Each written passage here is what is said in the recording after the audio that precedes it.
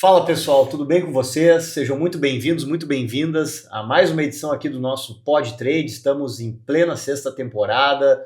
Cada Pod Trade, pelo menos para mim, quase que uma faculdade, porque para começo de conversa, os convidados aqui são selecionados a dedo e todo mundo que vem aqui tem um alto conhecimento em alguma vertical do trade, ou que vai de alguma forma impactar o trade, porque o trade ele é essa área super multidisciplinar, onde cada vez mais a gente vê um trade tradicional se encontrando com um trade moderno, um trade digital, e é um pouco disso que a gente vai falar hoje aqui nessa edição com o nosso super convidado especial. Antes de chamá-lo, eu queria fazer aqui o nosso agradecimento aos nossos parceiros, patrocinadores do nosso podcast, começando pela Fox Trade Ações, da minha querida amiga Adriana Mauro.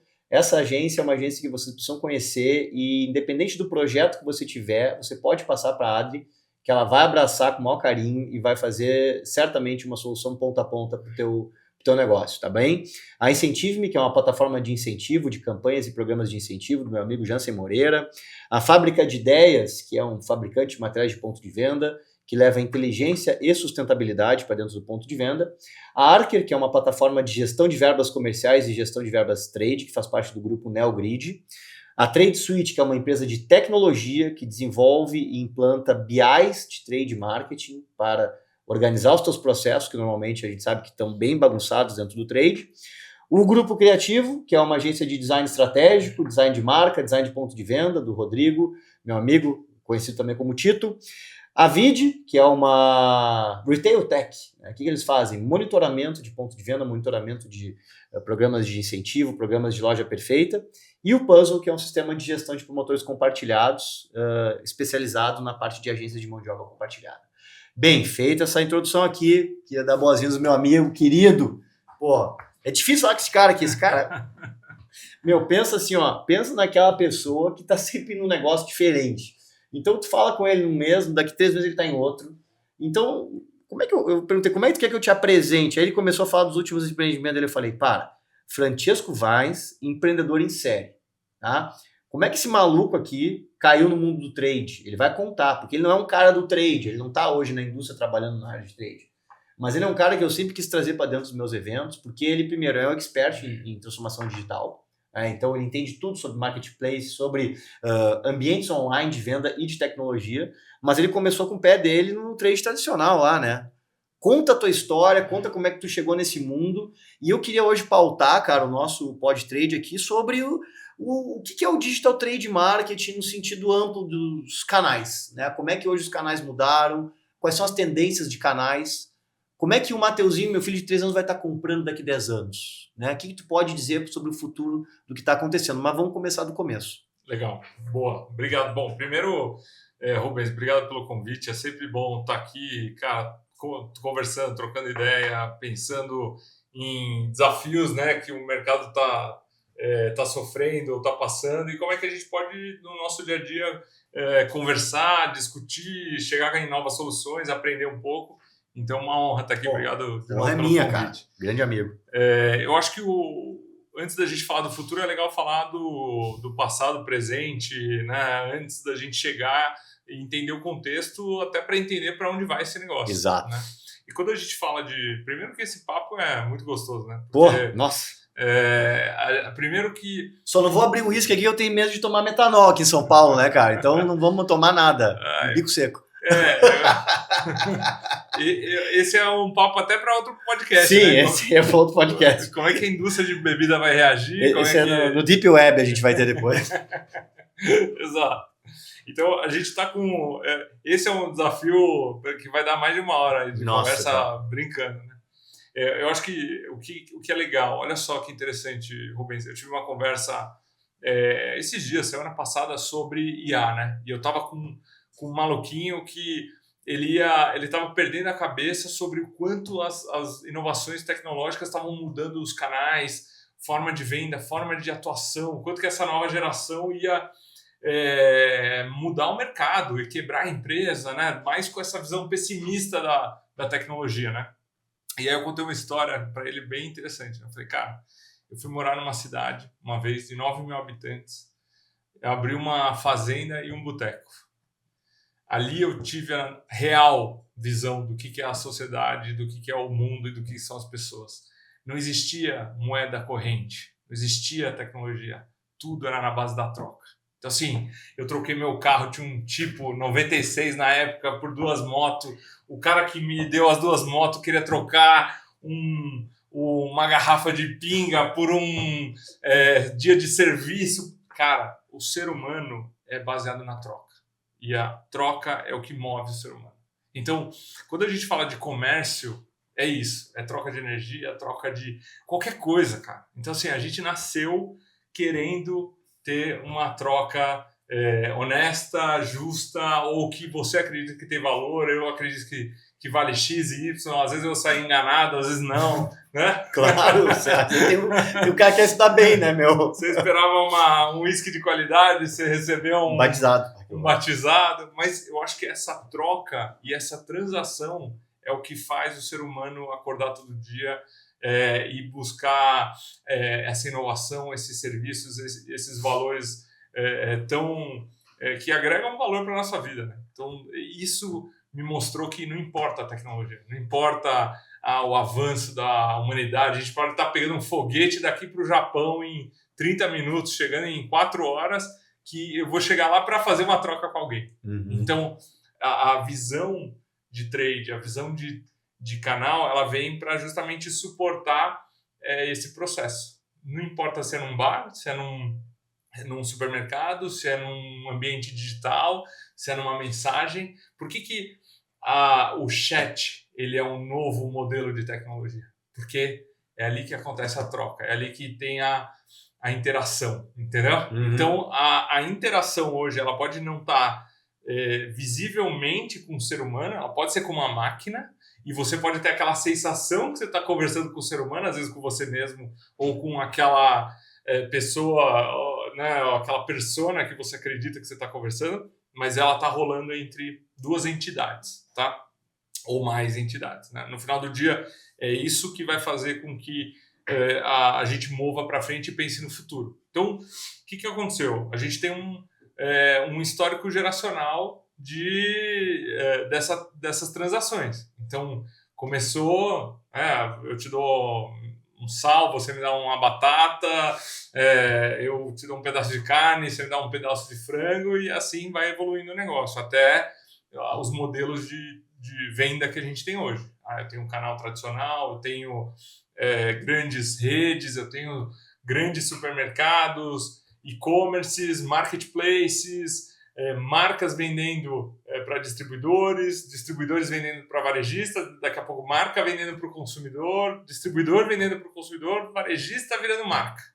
Então, em cada momento dessa evolução, a gente sempre teve esse desafio: que produto, que portfólio, a que preço, como que eu controlo o mercado, como eu ganho escala, como eu ganho volume, como eu seguro a margem. Então, os desafios continuam os mesmos, tá? A diferença é que tem canais que eu domino, tem tecnologias e modelos de venda que eu domino e tem modelos de venda que eu não domino. E aí, como é que eu entrei nessa salada de fruta, Rubens? E aí, aproveitando, contando essa história, né?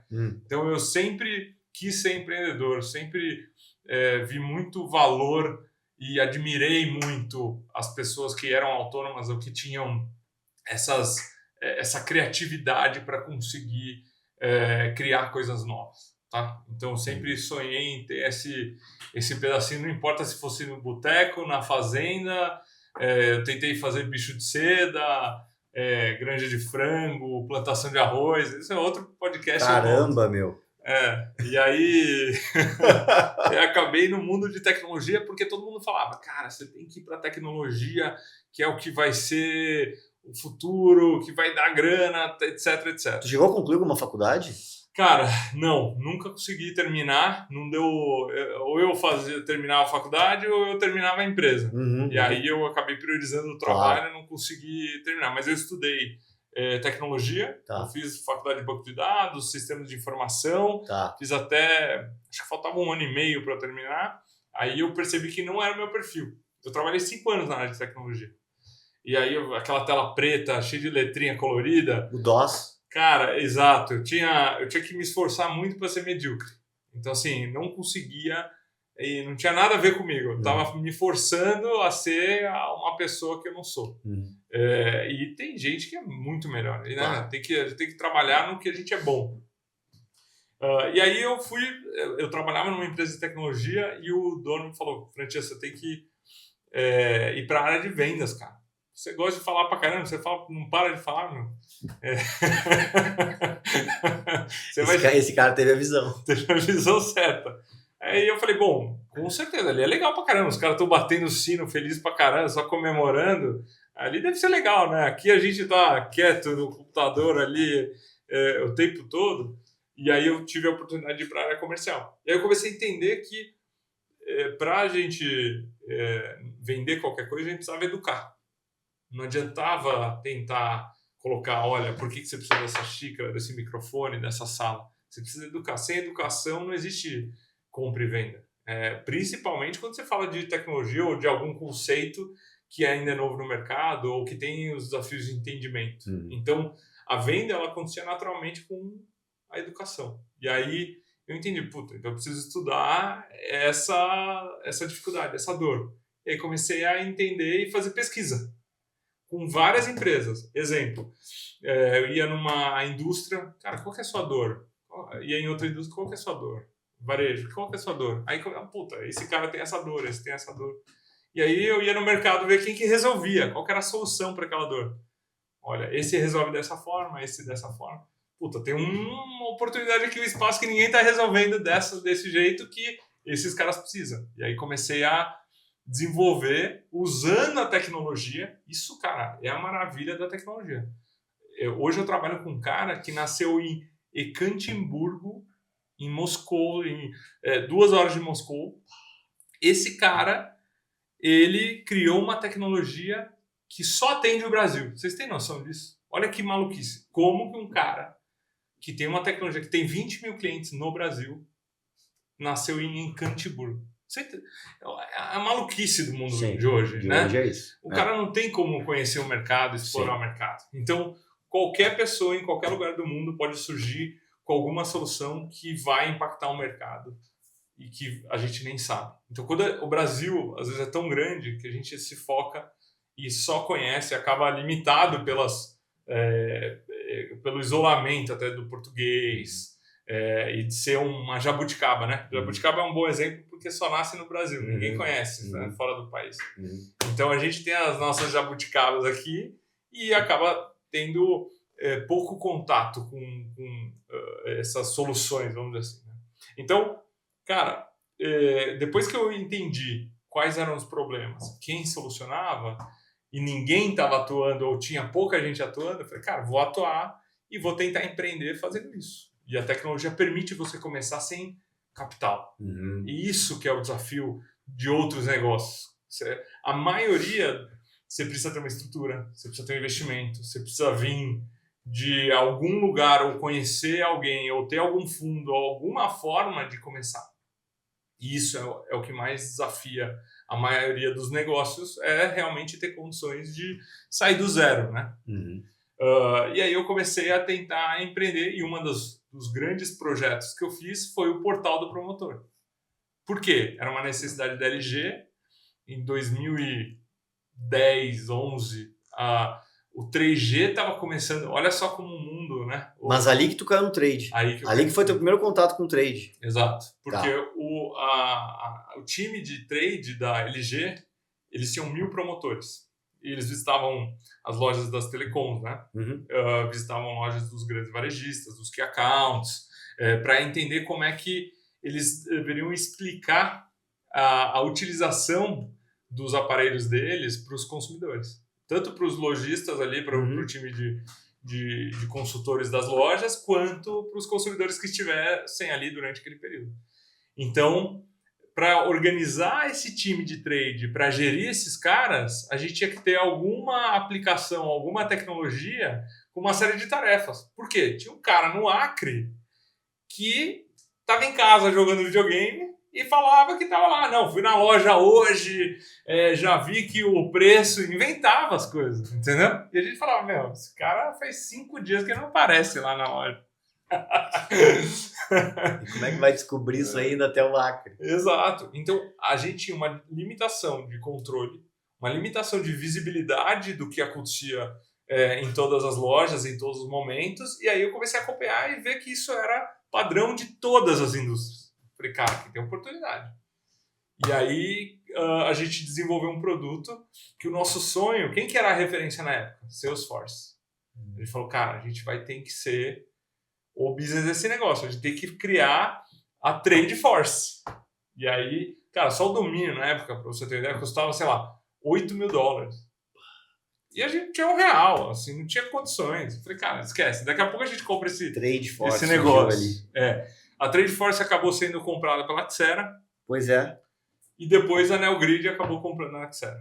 Então você vê como esse mundo evoluiu, né? Aconteceu uma série de aquisições. Hoje você tem vários players que fazem esse modelo. Eu nem sei como é que tá. Faz tempo que eu não olho para esse mercado, para esses concorrentes, mas eu sei que tem vários players relevantes atuando aí com a indústria. Então, esse foi a minha entrada no universo de trade. Numa época que o trade não era nem digital ainda, né? Tava começando a passar do analógico pro digital. Exatamente. Vocês foram uma empresa pioneira. Exato. E aí tu botou teu pé dentro desse mundo. E aí, o melhor jeito possível. Porque quando você coloca o pé estando dentro da indústria ou dentro do varejo, você tem a sua visão, a visão daquele negócio e daquela necessidade. Então, um dos nossos clientes na época era a GFK, a Nivea. Eu olhava farmácia, supermercado, como é que era a execução deles, quais eram as tarefas, desde reposição, abastecimento, degustação, incentivo, merchandising. Puta, vai rolar uma testeira, vai rolar um clipstrip, um wobbler, uma ponta de gôndola, como é que a gente configura, analisa, entende esses processos e aí cruza com o sellout. Os caras, puta, sellout, a gente não recebe o sellout, o varejo não está mandando. Pô, como não está mandando? Vocês não têm esse dado? Não tem comunicação. Então, tinha que pegar um outro instituto, uma outra empresa que tivesse o dado para a gente conectar e saber se aquelas ações estavam fazendo sentido ou não. E aí o promotor, puta, como é que a gente vai criar esse processo? E o cara não queria. E às vezes ele era compartilhado entre algumas empresas. Então, dependendo do tamanho da marca, ele tinha uma série de tarefas. Não só daquela marca, de outras marcas também. Então a gente tinha que entender todos esses modelos e isso deu uma base de conhecimento muito legal. Eu acho que o grande aprendizado que faz a gente entender do mercado é você conseguir navegar nesses processos em ambientes diferentes. Telecom, farma, groceries, né? Mercado, eletrônicos, até, por exemplo, o trade dentro de restaurantes. Sim, assim, food service. Food service, on-premise, Uhum. B2B. E aí, com essa experiência, né? Depois eu acabei indo para o mercado digital. Tá? Então, aí é uma outra história para outro dia, porque essa é longa. Mas eu acabei abrindo uma empresa... Intellibrand? Não, antes da Intellibrand. A Intuitive. Intuitive. Que a Intuitive era... O que aconteceu? Um dos desafios das empresas era entender o comportamento do consumidor. Não só no trade nas lojas, mas nos sites. Então, exemplo, LG tinha o seu site, lg.com.br, as pessoas entravam, das 100 pessoas que entravam, só uma comprava. Então, conversando com o time de marketing, o diretor de marketing, o cara, Francesco, eu não sei o que fazer mais. Eu estou gastando uma bala no Google para trazer o cara, para gerar tráfego para minha lojinha, e de 100 caras, um compra. E às vezes nenhum. É o bounce, né? Meio. Compra, né? É bounce o nome. É o bounce, exato. Então, 99% da bounce, né? Ou abandona o processo de compra. Ele falava, tá, eu sei que com 2 cliques o cara vai para um outro site e compara preço, olha mais detalhes do produto ou tem mais outros benefícios, mas não era uma época como a gente está vivendo hoje, que o cara dá filme, música, investimento, banco, né? Hoje o e-commerce e os marketplaces eles estão muito além do que o varejo. Era uma época onde realmente o varejo ainda tinha uma vantagem, né? Ele conseguia surfar e conseguia ser tem o mesmo nível de competitividade do restante. Né? Estou falando de 2010, 2011. Tanto o varejista quanto a indústria, eles tinham uma dificuldade grande de entender esse comportamento do consumidor digital. Como é que eles faziam muita pesquisa no mundo físico, né, de interesse, o momento da verdade que a gente chama, que era o Zero Moment of Truth. Né? 70% da decisão de compra estava na frente, na prateleira. Na hora que o cara olhava o produto, pegava na mão. Né? E quando você vai para o digital, acabou esse momento. Tanto é que o Google chegou a fazer um estudo chamado Zero Moment of Truth, que é o momento zero da verdade. O quanto que os pontos de contato antes de chegar na prateleira influenciavam ele a comprar ou não. Então, a jornada começou a ser influenciada por reviews, por vídeos, por guias de compra. Exemplo, qual é a melhor máquina fotográfica para eu comprar em 2025? Começou a surgir blog, conteúdos, experts, reviews. Isso antes das redes sociais, né, cara? Antes dos influenciadores. Muito antes aí. Muito antes. Um dos players protagonistas nesse processo foi o Buscapé. Buscapé foi a primeira startup digital relevante no país.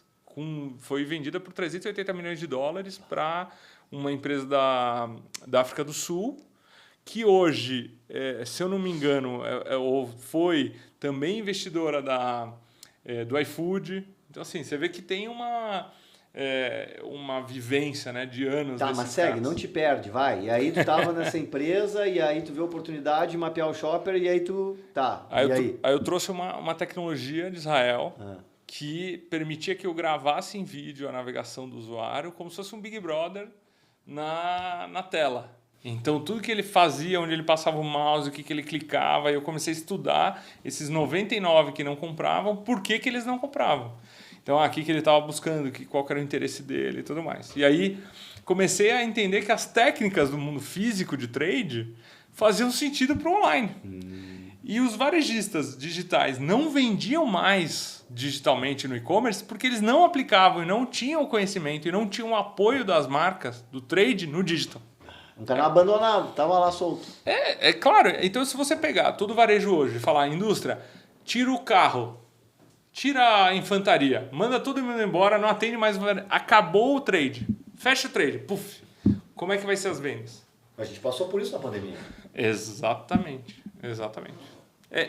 O cenário pandêmico é o cenário do digital em 2014, 15. Pois é, então, aí que eu queria chegar. Tá, aí, bom, tu tem todo esse teu background, aí quando eu te conheci, tu estava na Intellibrand, que era uma empresa que fazia essa gestão de presença nos canais de distribuição online, fazia toda a gestão, né, para a indústria nos seus mais variados formatos, né, de canais. O salto foi quando eu entendi que no varejo tinha essa dor na Intuitive, eu vendi a Intuitive e montei a Intellibrand.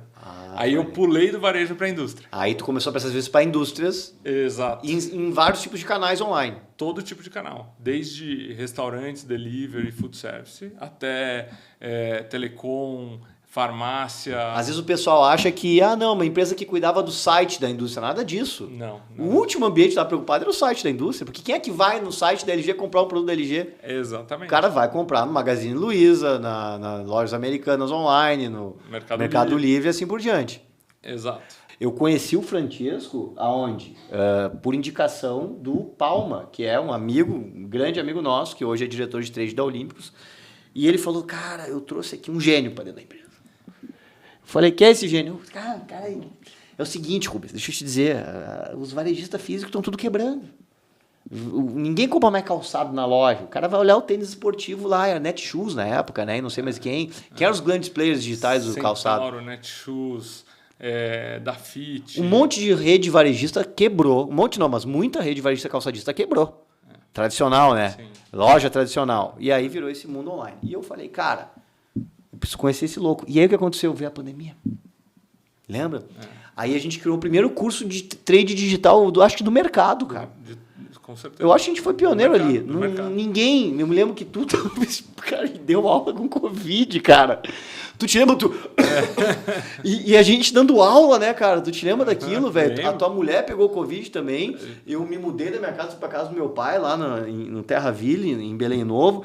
E aí eu comecei com essa coisa de querer entender o trade digital. né? E o trade digital, ele não é fazer o site, ou daqui a pouco pensar na gestão online do promotor. Não, o trade digital é como é que tu garante, né, a tua presença nos canais online, seja quais forem. Cara, isso é um papo absurdo de tão grande. Vamos tentar afunilar ele. O que é hoje essa amplitude desse trade digital? O cara que está nos assistindo aqui, que quer dar essa virada de chave. Primeira coisa, ele não pode viver só daquele trade antigo onde tu começou com os teus investimentos lá, que era o trade do promotor. Tem que pensar nesse mundo online. O que é esse mundo online? Qual é esse mapa hoje? Bom, primeiro, multicanal. O que a pandemia ensinou? Depender de um canal, você está desprevenido. Então, tirar a dependência e fragmentar os seus canais é uma questão de sobrevivência. E quando eu falo isso inclusive, tirar talvez a dependência dos seus key accounts. Quanto hoje as marcas são dependentes de grandes contas? É uma delícia. Você tem um cara comprando, Rubens, 10 milhões. Um Açaí, um Mateus, o Zafari. Vendo para esses loucos, tô feito. Tô feito. É o sonho, né? Você monta um negócio, vou vender camiseta. Meu sonho é pegar um grande cara que vai distribuir camiseta no Brasil todo, inteiro. Acabou.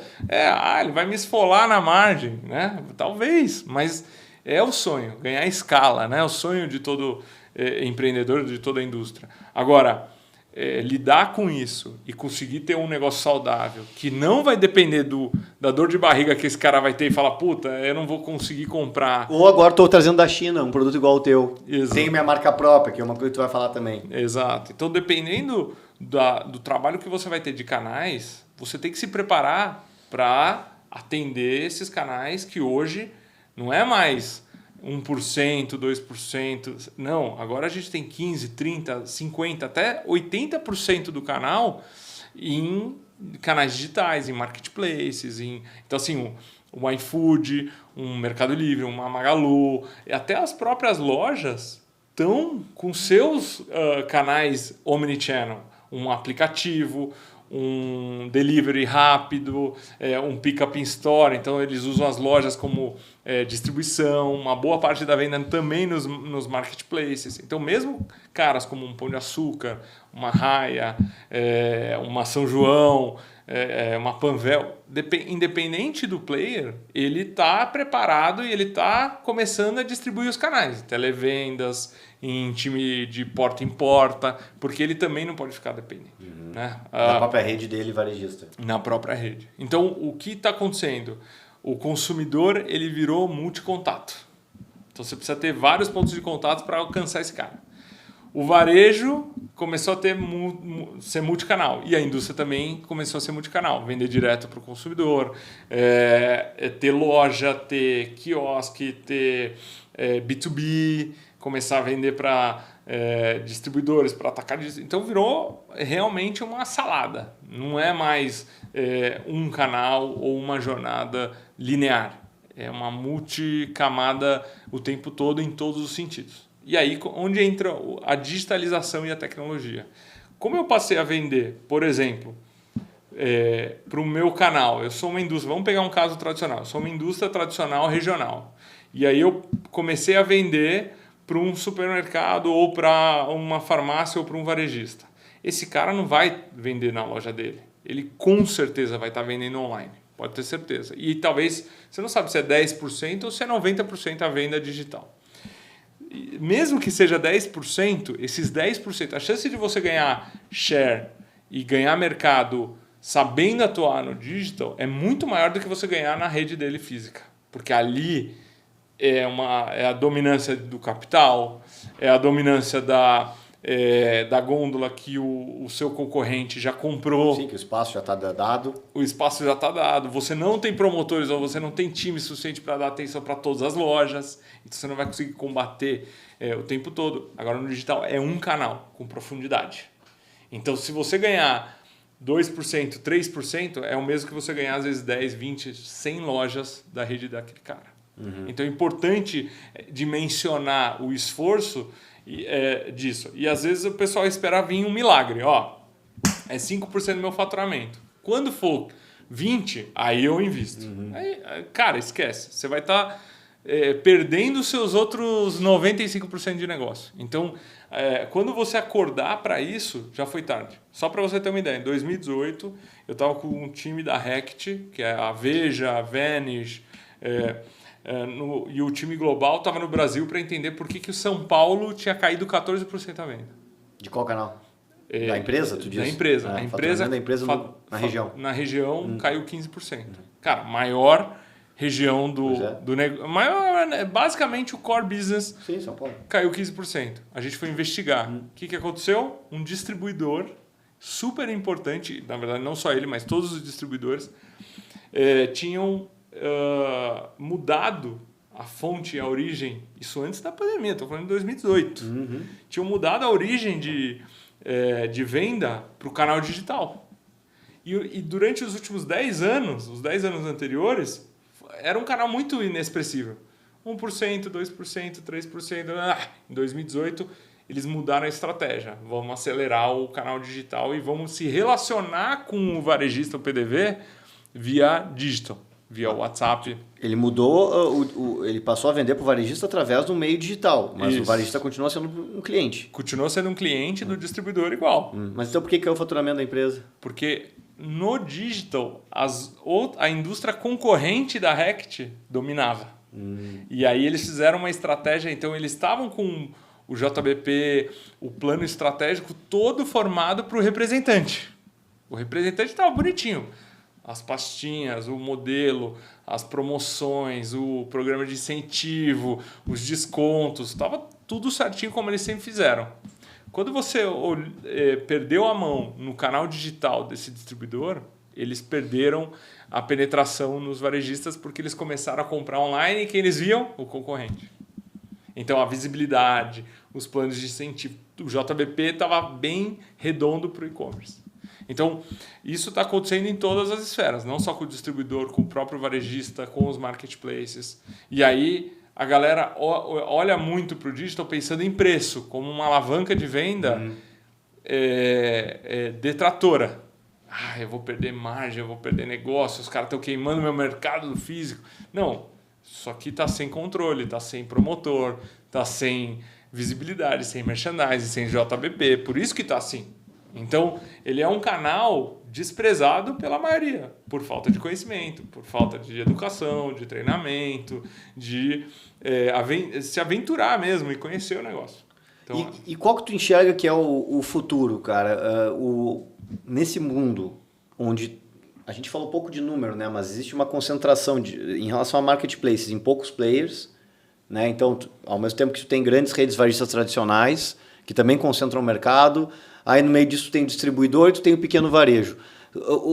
Qual parte da cadeia vai desaparecer?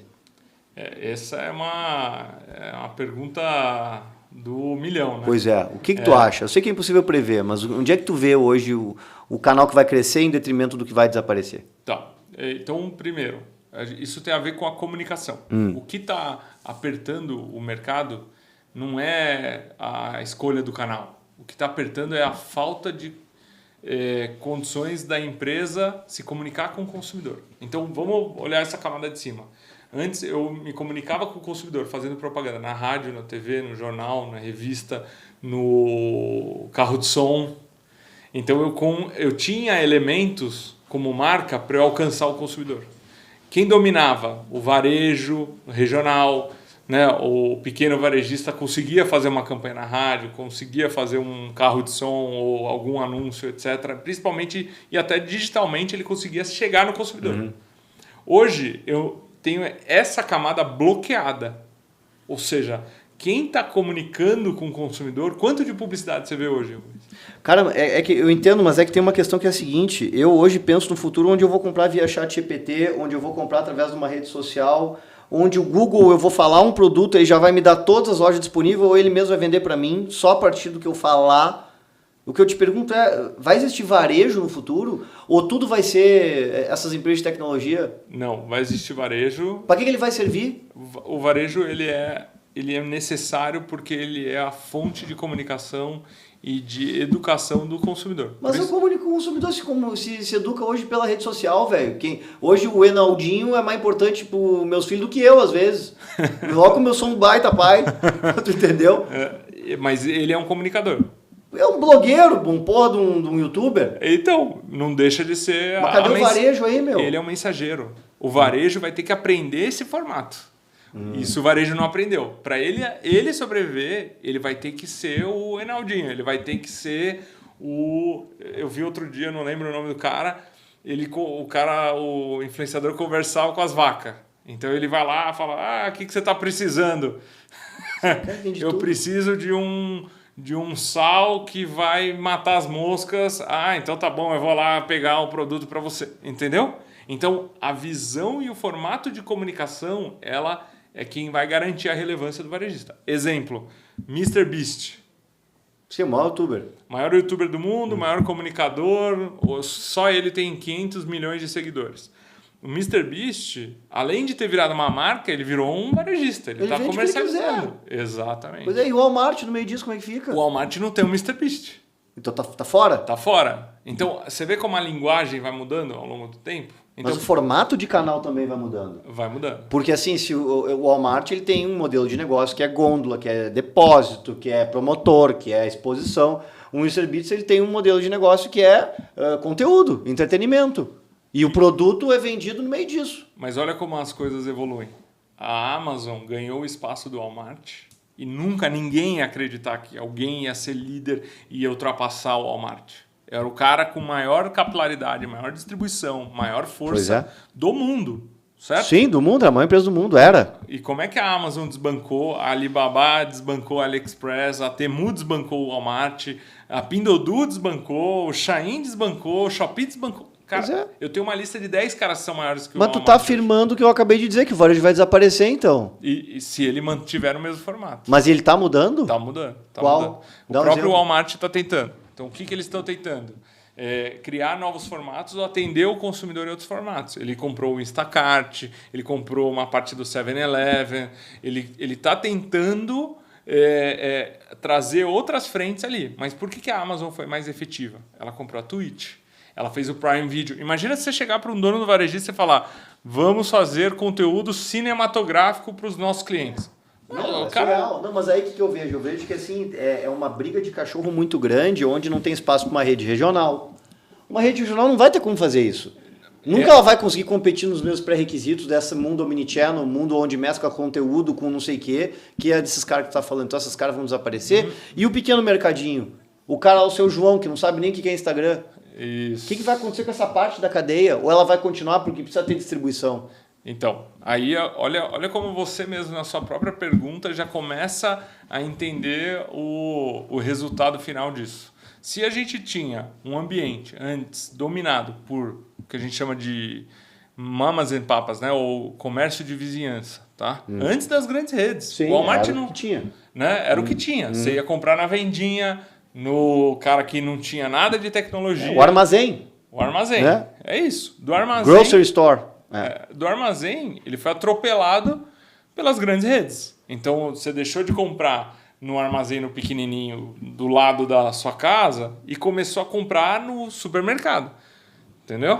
Só que o supermercado também ficou ultrapassado. E aí você passou a distribuir sua compra. Então, o seu mix de pedidos hoje, você comprar produto de limpeza em um lugar, hortifruti em outro, entendeu? Não, eu ainda vou no supermercado comprar tudo. Para, não me vem com essa. Eu não tô nesse mundo aí, teu. Certo. Vamos pensar que... Vou comprar agora item de higiene. Não, comprar no mesmo lugar. Vamos pensar que as pessoas começaram a dividir a compra. Eu vou comprar a linha branca. Onde é que eu vou? Tá, mas aí tu tá falando de que não são bens de consumo de alto giro, do dia a dia. Bens do dia a dia, tirando farmácia, que tu compra na farmácia, eu compro no supermercado. Vamos pegar a própria farmácia. Eu gosto de ir no supermercado.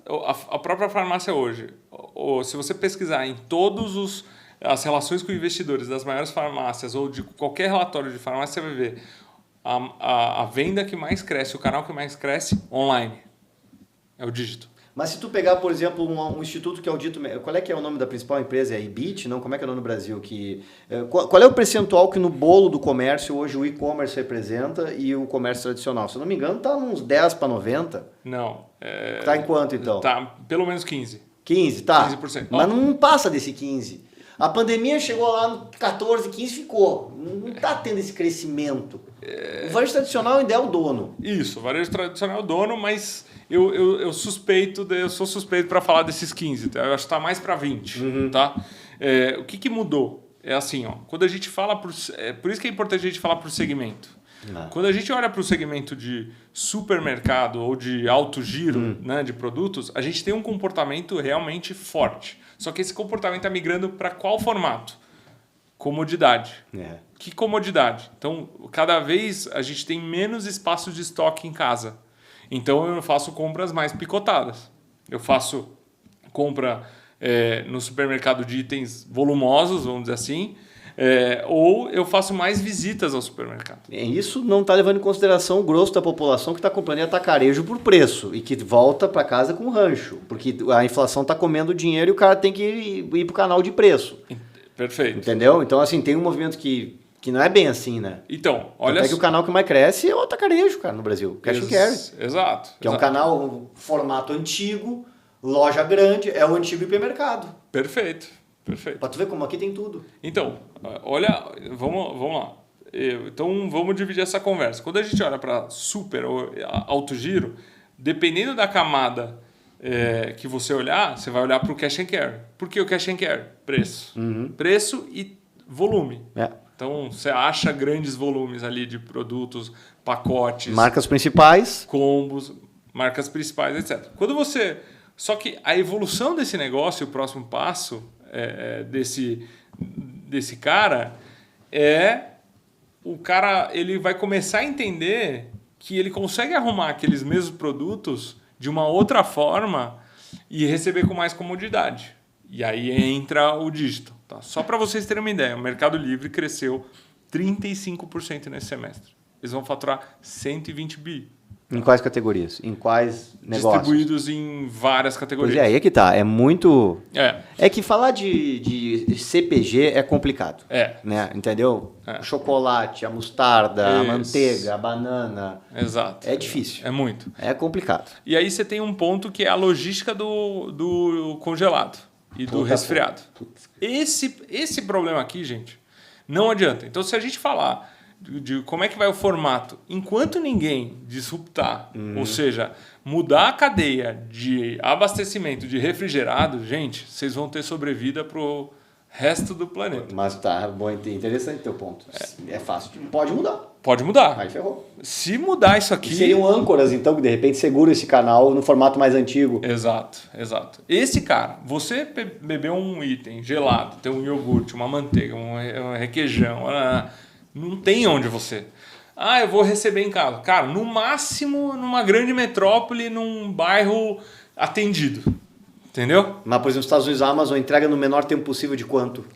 Mesmo a Amazon nos Estados Unidos, ele não vai atender todas as regiões para o refrigerado tão bem quanto o cara próximo. Tá? Agora, o que está acontecendo? Só para vocês terem uma ideia. 30% da população do Brasil vive em condomínios. 30% dos teus amigos, né, velho? 30% vivem... Cara, pesquisa aí, 30%. Tá bom, um pouco menos, 20%, 25%. Do Brasil? Do Brasil. Pesquisa. É um número bizarro. Bizarro. Pode ser que eu tô falando merda. Mas é um número ridículo, tá? Vocês vão ver que é absurdo. É absurdo. Não, você tá falando, eu acredito. O que está acontecendo?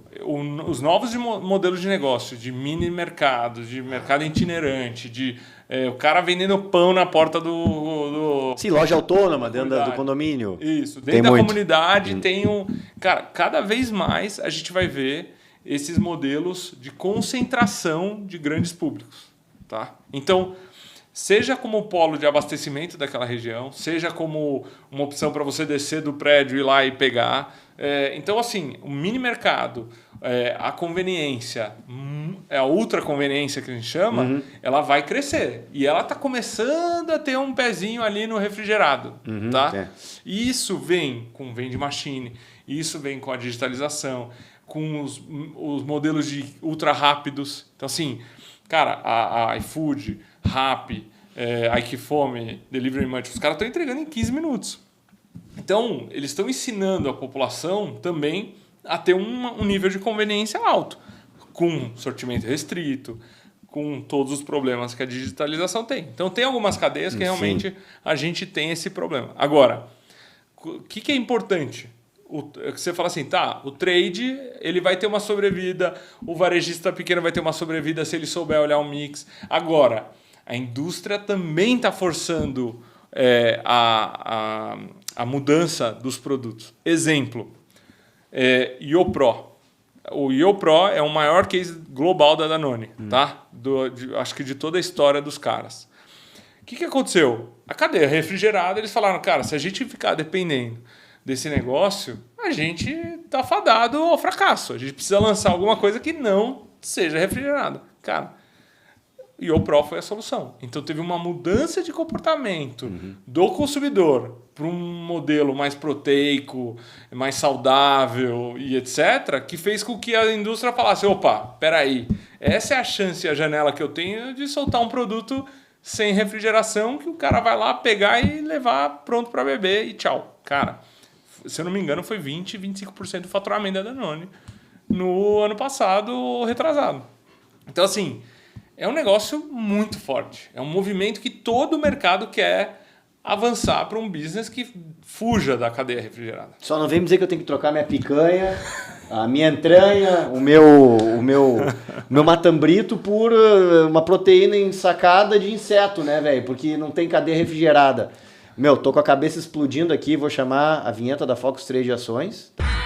A Focus Trade Ações é uma empresa full service especializada em trade marketing, oferecendo soluções completas e coordenando atividades com a melhor experiência e abrangência nacional. Com mais de 86 bases logística e uma rede de parceiros em todo o Brasil, garantimos resultados eficazes e personalizados para nossos clientes.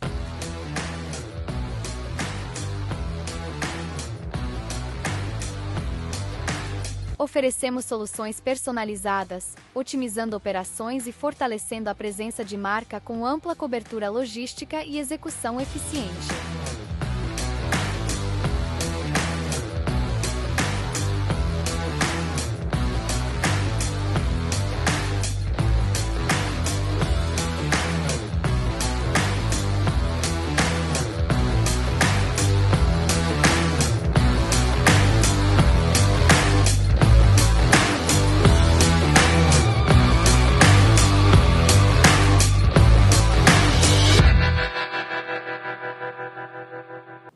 Top demais esse papo. Pega a Swift. Recado final aí, velho. Temos que terminar, vai. Tá. Pra gente nunca... Eu nunca gosto de acreditar no final dos negócios. Eu acho que eles estão sempre em transformação. O cara que vendia disquete não é o mesmo cara que vende CD. O cara que vende CD não é o mesmo cara que vende computador, que não é o mesmo cara que vende nuvem. Tá? Então, o consumidor foi mudando e as empresas que foram liderando essas mudanças sempre foram outras e foram nascendo, surgindo e se transformando. O que é difícil é quando você tem um negócio estabelecido, você está dentro do seu core e você não cria uma mudança significativa no seu negócio. Então, para você surfar a próxima onda e para você entender essas transformações e para mudar o seu negócio, você vai precisar tomar risco. Tá? Então, quem vai sofrer para se adaptar e que vai acabar morrendo são os caras que vão ter mais dor e mais dificuldade para entender isso, assim como os profissionais. Então, para você fazer parte desses movimentos de crescimento e entender isso, você precisa olhar e se educar e buscar as informações para que você consiga se adaptar a essas mudanças. Então, é menos sobre os formatos e sim sobre a flexibilidade e como atuar dentro desses canais, dessas categorias e desses modelos de troca. Voltando no começo da nossa conversa. Escambo, né? Exatamente. Bom e velho escambo. É isso. Qual é o escambo, qual é a troca? Top demais. Deixa o teu contato aí pra galera, se quiser falar contigo, teu e-mail, teu WhatsApp, teu Instagram, o que tu quiser. Francesco Vaz, pode me achar no LinkedIn. Vaz com W, né? Vaz com W, W-E-I-S-S, Francesco igual Francisco, que é Francesco Weiss, E aí vocês vão me achar, tá bom? Querido, grande amigo, obrigado. Obrigado, Rubens. Mais uma top para nossa audiência aí. Valeu, pessoal, até a próxima.